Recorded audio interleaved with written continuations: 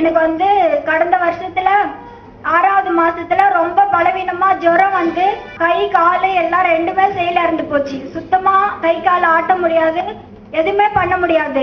நடக்க மாட்டாங்கன்னு டாக்டர் எல்லாம் சொல்லிட்டாங்க. சகோதரரை எனக்காக ஒவ்வொரு வாரமும் செவ்வாய்க்கிழமை ஜெபம் பண்ண சொல்லலாம். என்னோட மனசு எல்லாம் இங்கதான் இருக்கும். கடவுளே என்னை இப்படி கொண்டு வந்து தள்ளிட்டீங்களே, நான் ஒரு வாரமும் பிரேயருக்கு போவனே அப்படின்னு ரொம்ப கஷ்டப்பட்டு காலை எதுவுமே பண்ண முடியாது. எப்படியும் கூட ஒரு ஆள் இருந்துக்கினே இருக்கணும். சாப்பாடுலாம் ஊட்டி தான் விடுவாங்க. ரொம்ப மோசமான நிலைமையில தள்ளப்பட்டேன்.